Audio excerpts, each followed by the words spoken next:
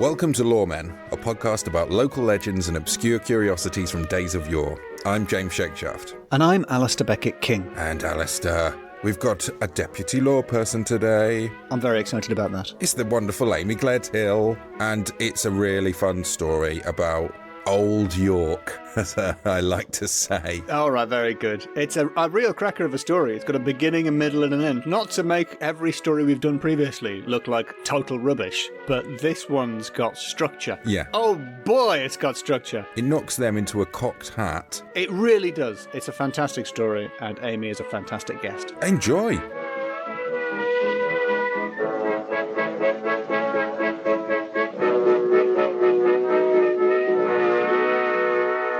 Three, two, one. Excellent. Beautiful. That even looked in sync for me. Never looks in sync. I know. I saw that as well. I do have a dance background. I don't know if that's helped. You studied dance at the same university I went to. Bretton Hall? Oh, no. I thought you went to York St John. I did. I went to Bretton Hall first, then messed that up. And then finished off at York St John. Too much bullying, and eventually there was no one left to bully, and you moved on. It was quite a small uni, so you got through victims quite quickly. So I was like, move me on. Where next? Past is new. Yeah, so then I went to York St John, and that's when I lived in York. Which I think brings us on to the location of today's episode. Am I right? Yeah, it bloomin' does, actually. Well, that was almost too good a link, That's too good. because we haven't properly welcomed you back to the podcast or introduced you to people who have randomly listened to this one first. Hi, new people. Want to be bullied? Stand-up comedian, dancer and bully. We've been bullied into having Amy Gledhill back on by Amy Gledhill. Welcome. Of Radio 2 Lovies, The Yeah. Delightful Sausage. Yes. BBC radio darling Amy Gledhill has joined us. Radio 2, though? Yeah. What? What's on Why? Radio 2? I What? don't know. Johnny Walker. That quiz? Pop picker? That's on. These all sound like things that were on the radio in the 70s. You're that quiz pop picker. Pop picker. It was on in the Pop 70s, picker. and it's still on now. I'm switching onto it, but all I can hear is Winston Churchill giving a speech. What's going on? Next up, The Delightful Sausage with their amusing off-the-wall comedy skits. We will delight them on the beaches. James always ready to come in with an actual joke, not just a silly voice. Thank you, James. Former law person Chris Cantrell, of course, is the other half, the crusty end of the Yeah, sausage. the husk. He is quite a husk, isn't he? So did he talk about Bradford? Not this time. He talked mostly about tray bakes. Tray bakes. Trebekes is what he talked about. So you can take over in the event of a disgrace. If. Sorry, when the story breaks. I keep reading articles by the head of BBC Comedy saying they're launching a raft of comedy shows to bring the mood of the nation up. And you're front and centre in that. Yeah, big time. Absolutely big time. Until you listen to it, and it's so dark. Oh, there's iron lungs and people getting trapped in monsters. These are all Radiohead songs. This is An iron lung combined with Chris's voice is yeah. just... thinking the reverb. Yeah. I'm stuck in the iron lung. You're saying all this. I'm typing this up because I think this is going to be an amazing reality TV show. Like, around the world in an iron lung with the delightful sausage. Someone will buy it. What do you think of the pyramids, Chris? I'm lying down. Tilt it up. Got a mirror. How are you guys? What have you guys been up to? Similar levels of important achievement. Sure. Bread sure, making. Yeah, it's all kicking off. Sure. So let's move on to the next section of the podcast. I don't know how we're going to edit it in, but we established that you went to uni in York. Yes. Where did you live? Gillygate. Gillygate. Very Gillygate. nice. Do you know Gillygate? Do you know Gillygate, Alasdair? Of course not. Everyone knows Gillygate in York. Gillygate, Goodramgate, which is which? No one knows. Oh. Did you ever go down Whitmer Gate? Oh, yes. No, that's not a real one. It's where they used to do the whippings of naughty people. You'd go and whip my whatma get, and that's where they do like the lashings if you were naughty. You'd say, we're going to whip your whatma. And they'd say, you're going to whip my whatma. Okay, you said it. Yeah. It's classic bullying technique. Stop whippering yourself. I don't know whether that etymology is true or not, so I don't mean to doubt it, but there is such an industry of tour guides just making stuff up and lying to tourists. Oh, big time. Really? Oh, big time. I used to be one of them. So when I lived in York, I worked at the York Dungeon for 3 years, and you'd get bored, so you'd start throwing in facts that you'd made up. The tourists don't know.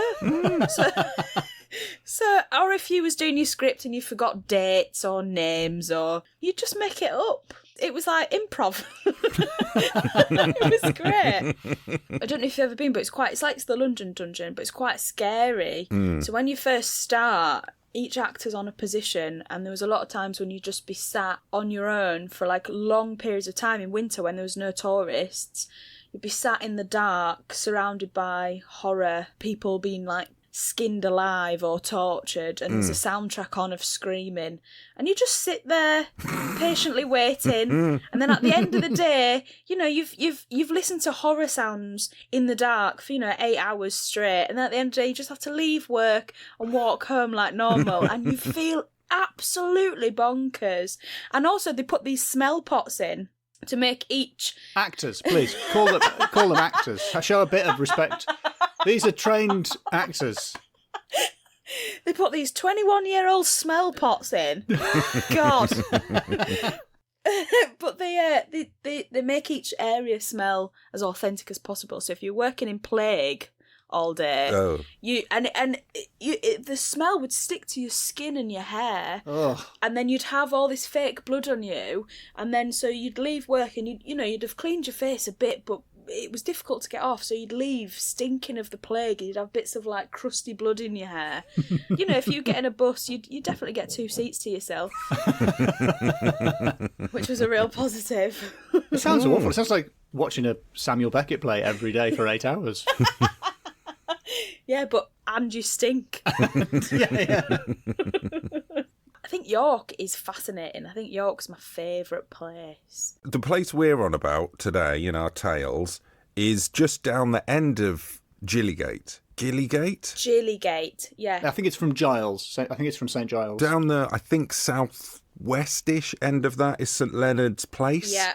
And there used to be St Leonard's Priory, way back in the day, which is where the subject of today's tale, Brother Jacundus, lived. Well, let me just tell you how close to that I lived. So my flat was the first flat that you got to on Gillygate.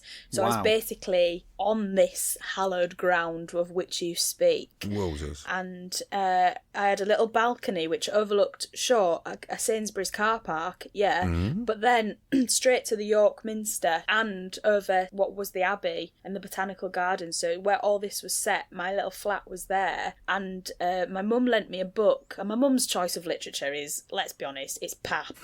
But she lent me a book because it was set there, and it was by C.S. Sampson or something. It's called Dissolution, or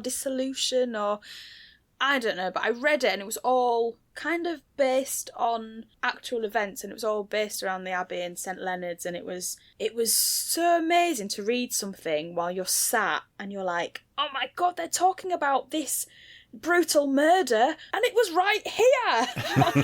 Wow, this is so cool. Alasdair, where do you live? Were you near Gillygate or Whippity-Bip-Bip-Ding Street? For the longest time, I lived off Bootham, which is the former slum. It takes its name from the Viking word for little shacks or shanties. It wasn't an instruction of what to do to the poor people. Bootham.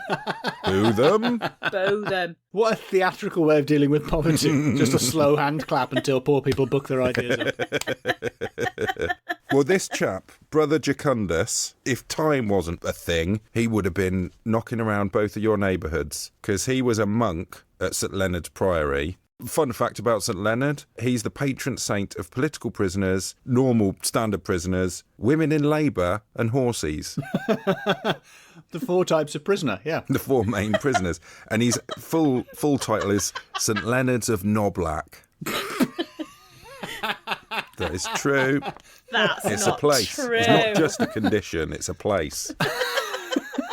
And the main source for this tale is Sabine Baring-Gould's 1877 work, Yorkshire Oddities, Incidents and Strange Events, Volume 2. Oh, the sequel. Yeah. The difficult second Yorkshire Oddities, Incidents and Strange Events volume. This chap, our hero, Brother Jacundus, he became a monk, sort of, it seems to be by accident from the tellings. He sort of, I think he got a bit hungover and felt a bit glum, so he became a monk, not really thinking it through. And then he had to be a monk. He had to live on veg, bread, small beer, and only 6 hours sleep a night, because this particular brand of monk used to get up before dawn to do monk stuff. Monk stuff. Monkey about. Yeah. Matins, Yeah. would it be? Praying and singing and stuff. And he did quite well, but it was a full year. And then it was coming up to Bartholomew's Fair, which is quite a debauched fair. The London version used to go on for 3 days. It was banned in the end because it was too carousy. Like Leeds Festival. A bit like Leeds or Reading Festival. I think people have forgotten the real meaning of Bartholomew's Fair. I think it's got too commercial. Well, fun fact, St Bartholomew was flayed and then beheaded. That is fun. Ooh, That is a fun fact. Yeah, what a lovely little fun fact. St Bartholomew of Skinlack. Headlack. Behead me first, I'd say. And then you could sort of probably bring the skin with it if you do it. Like when you do a satsuma just right, so it looks like an elephant. And so from his cell, he could hear the sounds of Bartholomew Fair, and he really wanted to be in that fair. He wanted to be chasing those greased pigs. He wanted to be looking at the little sideshows of oddities. York Uni students. Call them by their name. York Uni students. Smell pots and greased pigs have always inhabited York. And so he snuck out at night, and he got the keys off the porter, and he was just about to go out, and he realised, oh, going to need a little bit of cash here. So he took the money out of the poor box. Ooh. And he ducked out into the streets to carouse and carouse. It was like, don't know any other time-appropriate Tell words you what he for is, that. moral lack. Oh, Actually. yes. Very nice. If anything. Gosh. Out of the poor box, Yeah. which should be emptied every day anyway as a security measure. What, with a little sign on it saying, no arms kept in here overnight. Monks have no access to the safe. So he went out. He went out, he got to the fair, he's partying hard. He's gone to the sideshows. He's looked at the spotted boy and the bearded woman. And he had a go on the giant seesaw, because that was what was fun in the past. It was a big, huge seesaw, and he rode it with a beer in his hand. Sabine makes a point of saying he had a beer in his hand as he went up and down on this seesaw, crying out, "In Dolce Jubileum, up, up, up we go." That was his sort of chant. In Dolce Jubileum means, oh, I looked it up and I've forgotten. Sweet happiness? Something like that? It means in sweet happiness. And then, because he's drinking a strong festival ale. He's been on small beer for a year, which is quite low alcohol, isn't it, small beer? Yes, That's what it yeah. means. It doesn't mean that the cups were actually tiny and delightful. They probably were as well, though. At some I level. assume they were Right. quite twee little hobbit cups. But it mainly means that it wasn't that alcoholic. It's like about under 3% or something like that. But he's drinking festival beer. Carlin or something. Yes, your Carlings, your brother's pear ciders. He's probably taken everything anybody has given him as well during whatever has been on offer. He's in there. Oh, yeah. You're not getting on a seesaw without, a bit of something that someone slips you, are you? A couple of stink pots. I'll have half a smell pot. Come on, get me on seesaw. Turn them screams up. Just nodding along to the screams. Back at the St Leonard's Priory, the porter woke up. His keys are gone. He wakes the friar up. Oh? He looks in the poor box. The poor box has gone. They get all the monks down. Brother Jacundus has gone. Oh, gosh. A quick tonsured head count. Slap, slap, slap, slap, slap, slap, slap. That's not the right number of slaps. That's... Wait a minute. Again, like a slow hand clap. Yeah. So what they did is they sent the two most boring monks to go and find him because they knew that they wouldn't get distracted by the fair. That would be me. I mean, you've been to Glastonbury with me, James. You know what I'm like. A very boring monk. A very boring monk, yeah. Yeah, so these two boring monks find Brother Jacundus fallen off the big old giant seesaw. He's drenched in the ale. He's leathered. So they have to take him back in a wheelbarrow. And he's still singing as he's going. He's in dolce jubileo, up we go. He sings it to the porter as he goes by, in dolce jubileo, up we go. And he's wheeled into where all the monks still are, fuming. The disapproval room. Yeah. And he's tried there. He's tried then and there. And they say, have you got anything to say in your defence? And he goes, in dolce jubileo. And so they, right, you're going to be sentenced for this. You're going to be walled up in the cellar. What? To death. What? Yeah. That is too much. That is too much. That's a lot, isn't it? I was having a look at another one of me folklore books of the Northeast, and it seems to be a reasonably common occurrence, just getting walled up. It's what they do. Oh, dear. In Houghton Castle. Is it Houghton Castle, Alasdair? Houghton, I think. Houghton Castle. There's the ghost of someone who was walled up with the lovely name, Screaming Armstrong. Oh, I like that. Oh. That's the ghost of a knight that was walled up one time. Anyway, so they take Brother Jacundus down to the cellar, still in the wheelbarrow. Down, down, down they go. Yeah, he sings, down, down, down we go. They prop him up in a little nook and they give him 1 cup of water and a bit of stale old bread. Why? What's the point? The last thing you want is to be walled up in a cellar needing a wee. Why? Don't give him a drink. You're just making it worse. Apparently, they're so good at this walling up, it only took them 15 minutes and they'd walled it up. And by this point, Brother Jacundus is starting to realise this is not the end to the night that he envisaged. Oh, dear. He probably wanted to cop off with either the bearded woman or the spotted boy. It's been a year. And he pushes against the wall and it's solid and he's trapped. He's basically been buried alive. And he starts to panic and he pushes and he pushes and he braces himself against the back wall to push off. The back wall caves in. What? Yeah. The last thing I was expecting. The old wall behind him caves in and he finds himself in a basement of another priory, in a basement of St Mary's Priory. They built 2 priories next to each other. Yeah, St Mary's Priory is where the museum is now. In fact, if you go to the basement of the Yorkshire Museum, there is still the basement of St Mary's Priory where this took place. It had a very famous wine cellar. Well, on the subject of that area, I once saw a policeman chasing a naked couple who were having sex in the ruins of the Abbey. Oh my God, I was literally thinking about whether to tell you or not that I had sex. Were you chased by a I was policeman? like, don't say that. Yeah. Well, no, it was a PSCO. What are they called? Community support officer. Yeah, that's it. Can't do anything to you. They've got no training. They could just have a look. I was doing CPR on him. Oh, that's so funny. I was like, don't say that. Don't bring the tone of the podcast down, Amy. Well, I can't tell if you're joking about having had sex there now. No, genuinely did. You didn't get caught though, right? Yes, genuinely by a PCSO on a bike. Amy, I think I saw you having sex in the museum gardens. Yeah, there was just this creepy guy just staring at us. There was this creepy monk. Just doing little drawings in my sketchbook. Nothing wrong with that. It's just a hobby. Wow. Well, the mystery is solved. Wow. That... I think we can end the podcast forever on that. That is a series ending. I think we can end podcasts. It's lovely, that. Well, anyway, back to the past.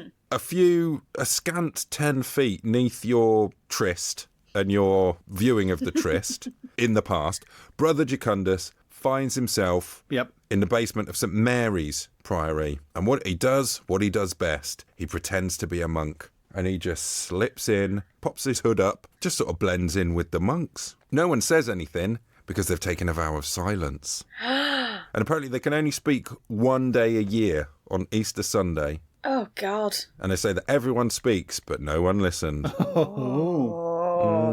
So when Easter Sunday comes round, are they like, who's he? Who are you? I've been waiting to say this for a year. Where did you come from? It's too late. He's in there. He's in by now. Yeah. And then a whole year passes. It's come up to St. Bart's Fair again, a.k.a. party time. Oh. And Brother no. Jacundus, he's Please. getting them itchy fingers. Come on, BJ. Look, I think we're all sort of experiencing now towards the end of lockdown. We're all just a little bit eager for the pubs. We're all missing big pub, but he's not going to go out this time. Fate has given him a job at the Priory. Do you remember earlier on, before we were mildly distracted by the bit where your two stories intersected? I don't remember anything that happened before that now. It's like the birth of Christ. Everything's reset. My calendar's on January. St Mary's Priory was very famous for its wine cellar, and the cellar keeper died just before St Bartholomew's. And Brother Jacundus got promoted. He got the job of cellar keeper. They didn't know that's the worst idea ever. How do they even do the interview if they can't speak? How did he get the job? Just him doing like thumbs up near the wine, and they're going, "Yeah, he looks keen." Yeah, he does the old drinky. 2 words. First word. Charades where you both can't speak is a slow game. You do touch your nose and point at them. That's how you say when you... Oh, no, if you can't guess. They'd have to mime the guess back. Oh, yeah, that is... In an awful feedback That's loop. what they do the 364 other days of the year that aren't Easter Sunday in one game of charade. It's not even plural charades. It's just charade. Charade. Just an entire day trying to do the fried green tomatoes at the Whistle Stop Cafe. It's a book and a film. So, yeah, because St Mary's is so famous for its wine cellar, when visiting dignitaries would come by, they'd always go for a big meal at St Mary's so they get a taste of their lovely wine. And the fair's in town, so some people come to visit. Friar sits down with all the monks and a special guest, sends down for some wine. It's not coming. Oh. Where's the wine? He sends someone to go and find out what the cellar keeper's doing. And as that person goes down to the steps, they hear the raucous cry of "In Dulce Jubileo, up we go." Hey. Learn a second song. Yeah. And they find Brother Jacundus underneath a barrel, tipping it into his mouth and spluttering and singing his chant. Oh dear. Yeah. Brother Jacundus. Brother Jacundus. This time, without even a trial, they're like, "We're walling this guy up." Wall him up, lads. Get him in the nook. And they find there's a nook there, stick him in it, use them old bricks, wall him up. Tell you what, we'll give him some fresh bread and a cup of milk. What's he going to do? Make a bread and butter pudding in there? It's nonsense. And he's still drunk, singing away. Across the road, back in St Leonard's Priory, it's a dark day because the old prior has died. Oh no. And they've just finished his ceremony. And as they come out of the church, they just hear very quietly, "And they're like, what? And they go down to the cellar. Brother Jacundus is alive? This guy's been walled up for a year. How's that possible? It's a blooming miracle is what it is. They pull the wall down and like, it is a miracle. Brother Jacundus, still alive, still drunk. Remember that mouldy old bit of bread we gave him? That's now fresh. And that little cup of water, that's now a cup of milk. It's a miracle. That's And brilliant. we've got an opening for a friar, whatever. This guy's been picked by God. He's got the job. Brother Jacundus becomes the friar of St Leonard's. He's been promoted again. He's landed on his feet there. Wow. Oh, That's the end of the Brother story. Jacundus. And he is fail up, I do. Wait. Wow. Wow. What a great story. And I believe it 100%. Yep, definitely happened. Especially the really big seesaw. Folks, are we ready to score? Yes. Just like Brother Jacundus probably was as he hit the town. All right. First category, supernatural. Yeah, okay, it's a 0 out of 5. And that's not a criticism of the story. Whoa. Are you going to break it to the monks? Because I don't want to see their little heads. All right, a 1 out of 5. Thank you out of very respect much. for the monks. Out of The respect for foolish monks. monks. Yeah. And Okay. you should be glad of that. That is 100% more points than you deserve. Right, okay, second category, names, naming. Oh, there's some good ones. Mm-hmm. Brother Jacundus. Yeah, that's very satisfying. I think that's a great name. Screaming Armstrong. Oh, yeah, that's very good. Now I realise why Screaming Armstrong made a cameo in the film. Now I understand it. I just Googled walled up people and sort by funniest name. And St. Leonard of, what's his name? Noblack. Yes, St. Leonard of Noblack. I mean, that's a high score just, Yep. just on its Yeah. own. And, and Jillygate is very pleasing to Jillygate. say. And Whitmer Watmergate. Whitmer Watmergate. Whip me, whip, whip, whip. Yep. Whip me, what my gate. That sounds like some sort of scandal in America. The tour guides could use that because all the streets have a gate suffix. Basically, wherever you are in York, you could use that line. If you're a York tour guide listening to this, Yes. let's face it, the York tour guides probably do listen to our podcast.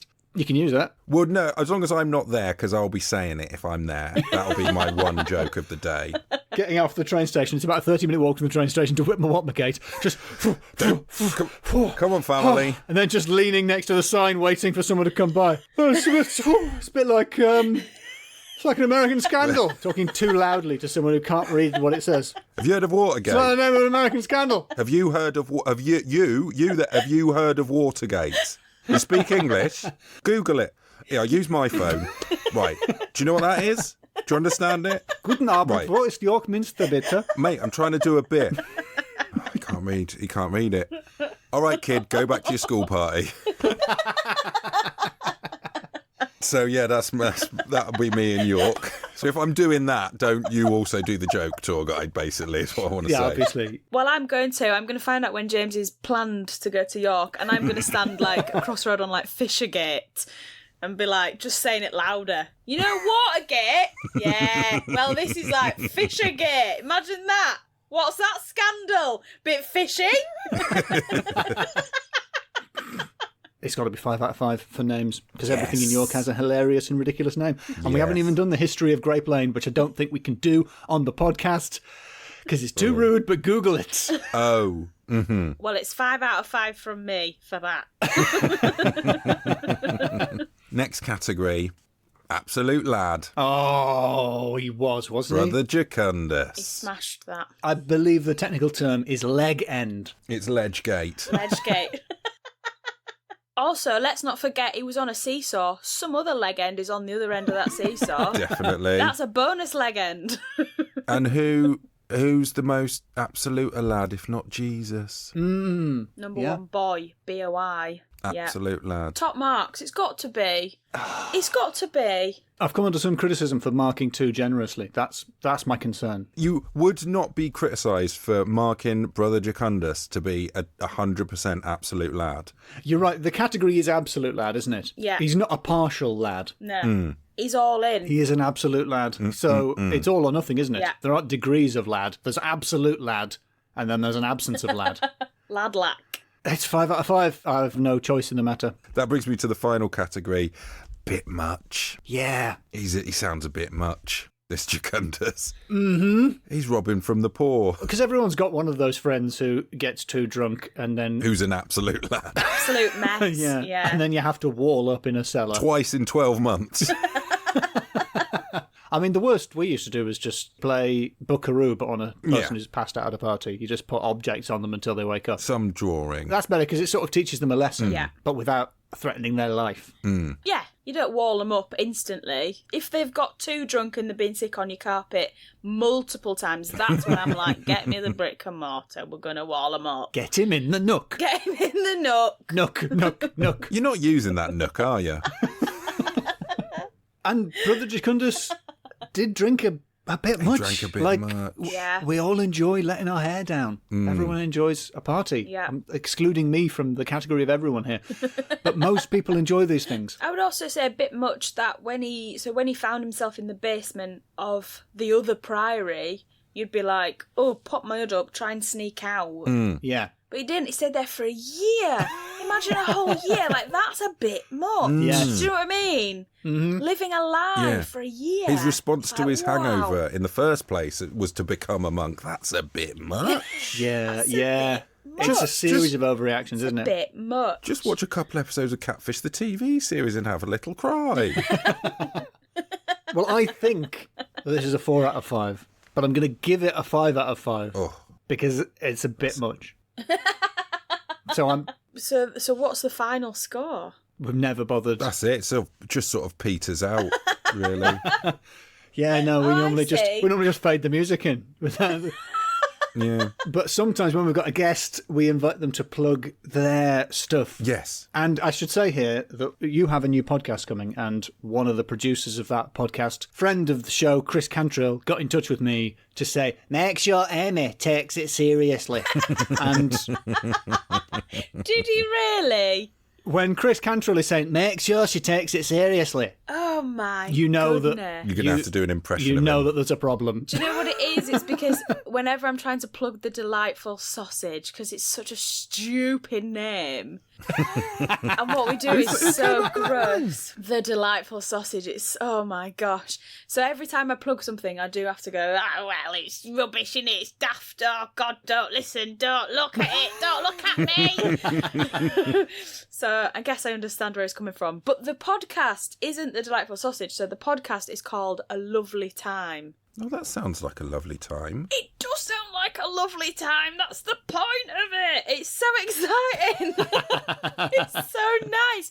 So we were going to start a night in Manchester. It was like a stand-up night, but with none of the sort of the stuff that you don't like about comedy. Like if you don't like being picked on or it being too macho and all that. We just wanted it to be like really funny and really good and a really positive thing. And then lockdown happened. So then we were like, well, let's do it as a little podcast. So I've been chatting to comedians that we were going to have on.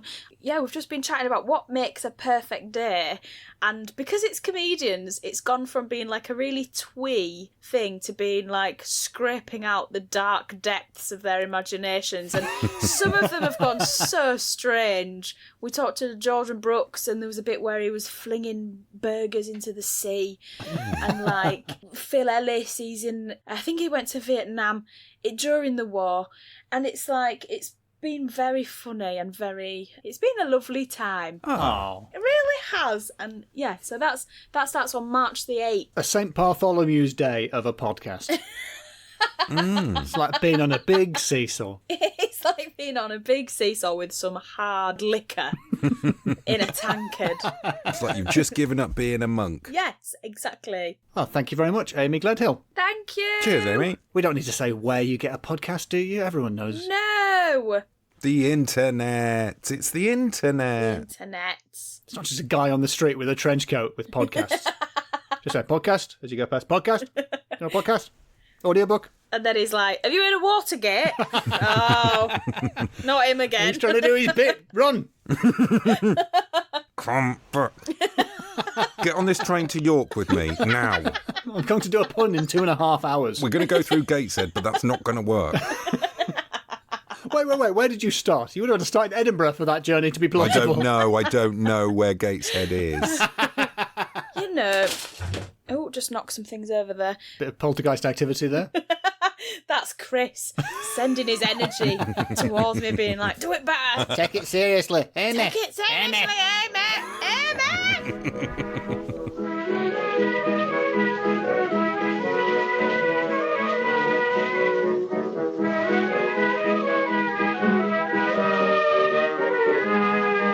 So I have a question, James. Go on. Is Amy's surname pronounced Gledhill, as I say, or is it pronounced Gledhill, as you say at the start of the episode? I don't think it's pronounced Gledhill, but I accidentally said that. Yep. I don't know. I think my larynx was taken over by the ghost of Chris Cantrill.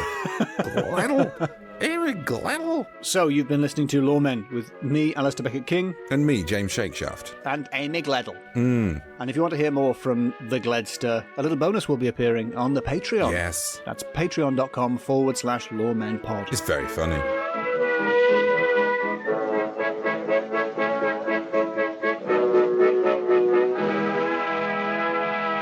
My partner used to work in the Cat Gallery, which was then on Stonegate.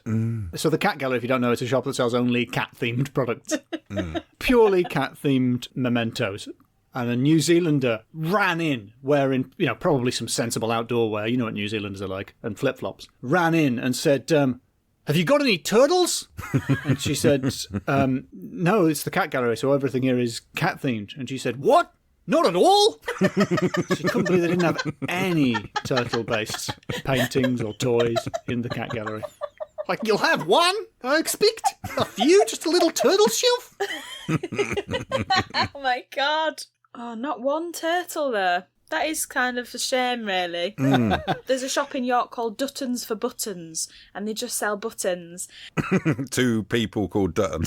Yeah. Every day I'd walk past and be like, one of these days I'm going to go in and I'm going to say, excuse me, do you have any buttons? And we're all going to have a great time. I never did. Or just drive them mad by asking for zips. Just driving past being like, Velcro.